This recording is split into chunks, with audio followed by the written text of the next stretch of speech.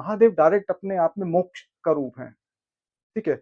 मुझे लगता है कि महादेव डायरेक्ट अपने आप में एक खामोशी है, एक एक चुप्पी है, एक साइलेंस है, ठीक है? लक्ष्मी मोह माया है, विष्णु जी वही मतलब उस मोह माया का मतलब भुगतान करना, उसको भोग विलास का तृप्त करना अपनी इंद्रियों को, उसके मज़े लेना, ठीक है? उसका भोग करना, ये सब नहीं जो आपको मतलब आपको मतलब श्मशान घाट में जाके ही मिलेगा, नहीं।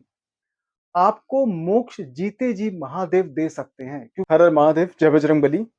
एक सवाल मेरे पास कहीं से आया है, करीब 5-6 दिन हो गए और ये सवाल थोड़ा-सा मतलब अजीब-सा है क्योंकि 2 भगवानों की तुलना करने के लिए मुझसे कहा गया है।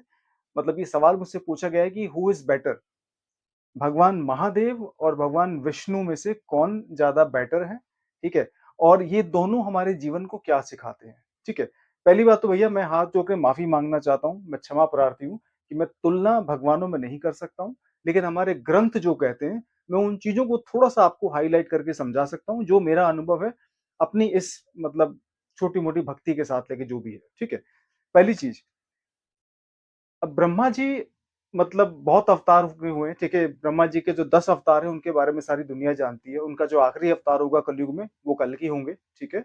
और क्या कहते हैं, उसके अलावा फिर जो सृष्टि है, जो हमारी दुनिया है, क्या या फिर अगर हम ये भी मान लें कि ब्रह्मांड में जितने भी जीव-जंतु हैं, सबका जो पालनहार होता है, जो सबकी जीविका चलती है, सबका जो इस ब्रह्मांड में कुछ ना कुछ रोल है, वो सारा ब्रह्मा जी अब क्या नाम विष्णु जी देखते हैं, ठीक है?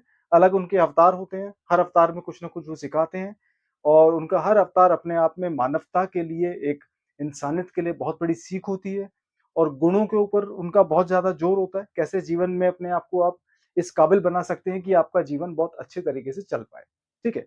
तो विष्णु जी को हम इस सृष्टि का पालनहार कहते हैं, ठीक है? ब्रह्मा, विष्णु, महेश, ठीक है? तो अब बात करते हैं कि जब इस सृष्टि से आप खुश ना हो, ठीक है? क्योंकि पालनहार तो भई विष्णु जी हैं, उन्होंने तो भई लक्ष्मी है चारों तरफ। लक्ष्मी क्या है? मोह माया, ठीक है? लक्ष्मी मोह माया है, विष्णु जी भई मतलब उस मोह माया का मतलब भुगतान करना, उसको भोग विलास का तृप्त करना अपनी इंद्रियों को, उसके मज़े लेना, ठीक है? उसका भोग करना, ये सारे विष्णु भगवान हैं। लेकिन जब आपको संसार में इन चीज़ों से तृप्ति ना मिले, जब आपको इन चीज़ों से खुशी ना मिले और बहुत सारी धन-दौलत होने के बावजूद भी आपको मन की शांति नहीं मिलती है, तो एक चीज़ आपको ब्रह्मा जी नहीं सिखाते, ठीक है? मैंने मतलब मैं ये नहीं कह रहा हूँ कि ऐसा ग्रंथों में कहीं लिखा नहीं है या फिर भई छोटा-मोटा जो मैंने पढ़ा है आपका चाहे वो विष्णु पुराण हो, चाहे वो वायु पुराण हो, ठीक है? चाहे आपका वो और दूसरे चीज़ें हों, जैसे भगवद गीता है। भगवद गीता भई उनके मतलब कृष्ण अवतार के बारे में जीवन की सारी चीज़ें मतलब उसके अंदर कवर होती है भगवद गीता में जहाँ तक मैं उसको पढ़ता हूँ अभी भी, ठीक है? तो ये नहीं कह सकते कि भगवान विष्णु मोक्ष के बारे में या साइलेंस के बारे में या मेडिटेशन या ध्यान के बारे में या त्याग के बारे में, ठीक है? या फिर आपको मतलब मोह माया से कैसे दूर रहा जाता है, इस बारे में विष्णु भगवान नहीं सिखाते, नहीं, मैं ये नहीं कह सकता। लेकिन विष्णु भगवान के अवतार इस बारे में बात करते हैं, ठीक है? लेकिन अगर महादेव की बात की जाए और जहाँ तक मेरे पे महादेव का आशीर्वाद है, मुझे लगता है कि महादेव अपने आप में कुछ चीज़ों को डायरेक्ट ऐसा रिप्रेज़ेंट करते हैं, जो विष्णु जी मतलब कहीं मुझे लगा कि मतलब शायद कम लगता है। हो सकता है कि मैं अपनी भक्ति की वजह से महादेव के आगे किसी और को नहीं देख पाता हूँ। तो मेरी इस मतलब तुलना को आप माफ़ करिएगा। लेकिन मुझे लगता है कि महादेव डायरेक्ट अपने आप में मोक्ष का रूप हैं, ठीक है? मुझे लगता है कि महादेव डायरेक्ट अपने आप में एक खामोशी है, एक एक चुप्पी है, एक साइलेंस है, ठीक है? महादेव डायरेक्ट अपने आप में शिव और शक्ति का रूप है, क्योंकि वैसे भी वो शिव माने जाते हैं, ठीक है? पुरुष और प्रकृति का जो रूप है, वो अर्धनारीश्वर से हम समझ सकते हैं। और मुझे ये भी लगता है कि अगर जो पावर कहीं से निकलती है, जो पावर साइलेंस की जो पावर होती है, जो ताकत होती है खामोशी की, चुप्पी की जो मतलब जो ताकत होती है, जो शक्ति होती है, वो कहीं न कहीं महादेव के रूप से ही निकल के सामने आती है। और मैंने पिछले कई सालों में जब से मैंने होश सँभाला है, मैंने महादेव की भक्ति के लिए लोगों को बहुत ही मतलब उग्र तरीके से, बहुत ही अग्रेसिव तरीके से मतलब मैंने दीवानगी अगर कोई देखी है तो महादेव की भक्ति में देखी है। लोगों को मैंने दीवानों की तरह महादेव की भक्ति करते हुए देखा है और ऐसी दीवानगी और ऐसा जुनून, ठीक है? और ऐसी एक्सट्रीम लेवल की मतलब इतनी चरम लेवल की जो भक्ति हो सकती है, वो सिर्फ़ महादेव की हो सकती है, जहाँ तक मैंने लोगों को देखा है। ठीक है? चाहे वो मेरा व्यक्तिगत अनुभव हो, चाहे मैंने भी कुछ ऐसी चीज़ें करी हों जो महादेव की भक्ति में की जा सकती हैं, ठीक है? या मैंने लोगों को देखा हो, अब वो चाहे कावड़ हो, ठीक है? चाहे वो शिव की मतलब धाम की जो यात्राएँ होती हैं वो हों, कोई भी आप पहलू उठा सकते हैं, लेकिन महादेव की भक्ति जो होती है वो आपको बहुत कुछ सिखाती है, ठीक है? तो कहीं न कहीं मुझे लगता है कि अगर आपको मोक्ष के बारे में सबसे पहली चीज़। और मोक्ष का मतलब ये नहीं कि आपको मर के ही मोक्ष की प्राप्ति करनी है। महादेव के बारे में आपको मैं 2 या 3 चीज़ें ऐसी बताना चाहूँगा जो मैंने जीवन में अपना रखी हैं और जिनको मैंने बहुत ही खूबसूरत तरीके से भोगा भी है। ठीक है? पहली चीज़, अगर जीवन में रहते-रहते कोई मोक्ष के बारे में अगर आपको कोई समझा सकता है या मोक्ष का अपने आप में कोई परम तत्व है, तो वो देवाधिदेव महादेव हैं। ठीक है? भगवान विष्णु की बात अलग है, मैं तुलना नहीं कर रहा हूँ और तुलना करने वाला मेरा ज्ञान भी नहीं है, ठीक है? मैं तो वैसे ही मूर्ख व्यक्ति मानता हूँ अपने आप को और ना ही ब्रह्मा, विष्णु या किसी और देवी-देवता से मैं तुलना कर रहा हूँ। लेकिन मुझे लगता है महादेव अपने आप में अगर किसी चीज़ का प्रतीक है, तो वो मोक्ष का एक ऐसा प्रतीक है, जो हर एक इंसान ज़रा-सी भी भक्ति करके महादेव से पा सकता है, ठीक है? और ऐसा मोक्ष नहीं जो आपको मतलब आपको मतलब श्मशान घाट में जाके ही मिलेगा, नहीं। आपको मोक्ष जीते जी महादेव दे सकते हैं क्योंकि वो आपको जरूरी नहीं कि आपको सन्यासी बना देंगे या आपको भैया वैरागी बना देंगे या आप कहीं बैठ जाओगे मतलब जटा बढ़ा के नहीं।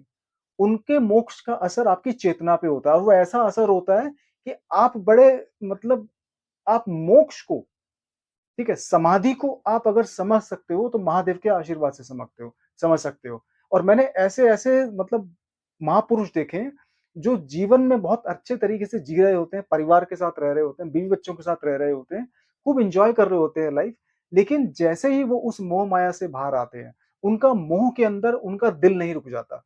मतलब उनके पास अटैचमेंट नाम की चीज़ नहीं है।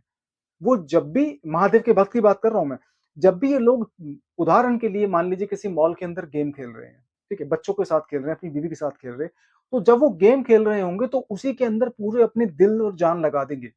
पूरी भावनात्मक तरीके से एन्जॉय करेंगे, अच्छे-अच्छे मोमेंट वो कैप्चर करेंगे, बीवी के साथ खेलेंगे, बच्चों के साथ खेलेंगे, पूरा एन्जॉय करेंगे। ऐसा लगेगा कि वो व्यक्ति वाक़ई कितना मोह-माया में तृप्त है। लेकिन वो सिर्फ़ एक मोमेंट है जिसको एक महादेव का भक्त एन्जॉय कर रहा होता है। जैसे उस गेम से, उस मॉल से या उस मार्केट से बाहर आया, वो व्यक्ति पूरी तरह अपने आप को समेट के बाहर ले आता है। उस व्यक्ति का मोह, उस व्यक्ति का जो दिल था, उस व्यक्ति की जो भावनाएँ थी, उस व्यक्ति का जो अटैचमेंट था, उस उस मॉल के साथ, उस गेम के साथ, उस पर्टिकुलर मोमेंट के साथ वहीं खत्म हो गया। एक आम इंसान क्या करता है कि अगर मान लो कस क्लब जाके आया है, मॉल जाके आया, तो वो उस क्लब के साथ का मोह, उस मॉल के साथ में जो मोह माया जो थी, उसको अपने दिल से अटैच कर लेता है। लेकिन एक महादेव का भक्त जो होता है, वो अटैचमेंट और डिटैचमेंट दोनों को बहुत अच्छे तरीके से समझता है। ठीक है? और एक व्यक्ति जिसको अपनी भावनाओं पे कंट्रोल है, जो किसी मोमेंट को एन्जॉय करके फौरन बाहर आ जाए, इमोशनली, फिजिकली, मेंटली, वो व्यक्ति अपने आप में ही मोह माया को समझ चुका है। और ऐसी जो खूबी है महादेव के भक्त में ही आ सकती है। ठीक है? एक दूसरी बात आपको मैं और बताता हूँ। ये तो हो गया कि मोह माया के साथ खिलवाड़ करना, मोह माया के साथ आँख मिचौली खेलना, जब आपको पता लग जाए कि हाँ भाई मोह माया कैसे काम करती है और कब आप अपने आप को मोह माया पे डाल सकते हो, कब आप एन्जॉय कर सकते हैं। ये है भोलेनाथ के भक्तों की पहली क्वालिटी, ठीक है? दूसरी मैं आपको बताता हूँ भोलेनाथ के भक्त ना लेडीज़ों की बहुत रिस्पेक्ट करते हैं, ठीक है? औरतों की, महिलाओं की, ठीक है? माँ-बहनों की बहुत रिस्पेक्ट करते हैं क्योंकि ये रिस्पेक्ट खुद महादेव, देवाधिदेव महादेव, त्रिकालदर्शी, ठीक है? भगवान भोलेनाथ सिखाते हैं। और ग्रंथों में चाहे आप शिव पुराण देख लो, चाहे आप क्या कहते हैं जो दूसरी पुराणें लिखी गई हैं भगवान भोलेनाथ के लिए, तो आप उनके उदाहरण कई बार देखोगे। शिवरात्रि का दिन हो, चाहे वो कोई दूसरा पर्व हो, ठीक है? शक्ति की पूजा करते वक़्त, शक्ति का आदर करते वक़्त आपको कई जगह मिल जाएँगे। मतलब कई ऐसे उदाहरण मिलेंगे, महादेव ने मतलब अपनी अर्धांगिनी, ठीक है? अपनी जो अपना आधा रूप है शक्ति का, उसकी सेवा में बहुत सारे मतलब घटनाएँ दी गई हैं और उन्होंने प्यार और स्नेह, ठीक है? और एक औरत की रिस्पेक्ट क्या होती है, महादेव बाकायदा खूब सिखाते हैं, ठीक है? और काली को जब उन्होंने शांत करना था, तो वो खुद उनके आगे लेट गए थे। तो ये बड़ा मतलब कहना बड़ा कॉमन सा होगा, बड़ी अजीब-सी बात होगी कि महादेव को मतलब माँ काली के आगे लेटना पड़ गया था उनको शांत करने के लिए, तो ये सही बात है। तो इससे पता चलता है कि महादेवाधिदेव महादेव त्रिकालदर्शी और अपने आप में रौद्र रूप होने के बावजूद भी कैसे वो महिला के आगे, अपनी धर्म पत्नी के आगे और शक्ति के आगे उन्होंने नतमस्तक किया। तो एक औरत की रिस्पेक्ट करने का इससे बड़ा उदाहरण नहीं हो सकता और ये चीज़ हमारी संस्कृति, हमारे घर परिवार के अंदर छलकती भी है। तो एक रियल महादेव का जो भक्त होगा, ठीक है? जो असलियत में महादेव का भक्त होगा, वो कभी औरतों के लिए, लड़कियों के लिए, चाहे वो किसी भी जाति की हों, किसी भी रिलिजन की हों, चाहे वो किसी भी बैकग्राउंड की हों, वो हमेशा रिस्पेक्ट के साथ बात करेगा और एक दिल से रिस्पेक्ट करने वाला व्यक्ति ही महादेव का भक्त होगा। क्योंकि महादेव अपने आप में अर्धनारीश्वर हैं। और तीसरा पॉइंट तीसरा पॉइंट ये कि महादेव के भक्तों को जब कभी भी गुस्सा आता है, तो वो गुस्सा ज्वालामुखी से कम नहीं होता।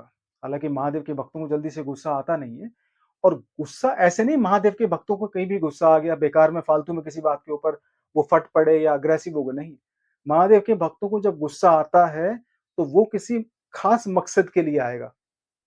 किसी बहुत अच्छे कारण के लिए गुस्सा आएगा। ऐसा नहीं कि मतलब बेकार में गुस्सा हो गया घर के अंदर या गली में या ऑफ़िस में, नहीं। महादेव के भक्त को अगर गुस्सा आएगा, तो वो न्याय या अन्याय की वजह से आएगा, खासकर अन्याय की वजह से। महादेव के भक्त जहाँ भी अन्याय होता देखेंगे, वो कहीं न कहीं इस बात को रिएक्ट करेंगे प्यार से कि नहीं ये बात गलत है और वो जो गलती होगी, वो मानवता, इंसानियत और सही और गलत की सूझबूझ को ध्यान में रख के होगी। तो महादेव के भक्तों को गुस्सा आता है तो बड़े बहुत रुद्र तरीके से जैसे महादेव को आता है ना एकदम से मतलब कि मतलब देख रहे हैं जब तक चल रहा है चलो ठीक है सीख जाएँगे, समझ जाएँगे, अपनी गलती से सुधर जाएँगे। लेकिन जब लगता है ना महादेव को हद ही हो गई, जैसे महादेव की तीसरी आँख खुलती है, ऐसे भैया कभी-कभी महादेव के भक्तों की भी तीसरी आँख खुल जाती है और वो गुस्से की वजह से खुलती है और वो गुस्से के रूप में ही नज़र आती है। लेकिन उसका कारण क्या होता है? उसका कारण होता है अन्याय। कहीं पे गलत होते देखना, ये महादेव के भक्तों को जल्दी से नहीं रास आता। तो ये 3 चीज़ें हैं और ये 3 सीमित नहीं है। मैं खाली 3 पॉइंट इस वीडियो में बता रहा हूँ, ठीक है? और आप लोगों को अगर ये लगता है कि महादेव के भक्तों में क्वालिटी है, तो कृपया करके कमेंट में आप हर हर महादेव ज़रूर लिखिएगा और महादेव के भक्तों की क्वालिटी के बारे में और आगे मैं बताता रहूँगा। एक बार मैं दोबारा माफ़ी चाहता हूँ इस चीज़ को लेके। मैंने इस वीडियो में महादेव की तुलना ना तो विष्णु जी से करी है, ना ही किसी दूसरे देवता से करी है। अगर मैंने महादेव की भक्ति के बारे में कुछ बखान किया है, ठीक है? हालाँकि मैं उनकी भक्ति का बखान करने वाला कोई होता नहीं हूँ। तो अगर मैंने कुछ चंद शब्द एक्स्ट्रा बोले भी हैं महादेव की भक्ति में, तो वो मेरी भक्ति है और वो मेरी दीवानगी है महादेव के प्रति। हर हर महादेव! जय बजरंगबली।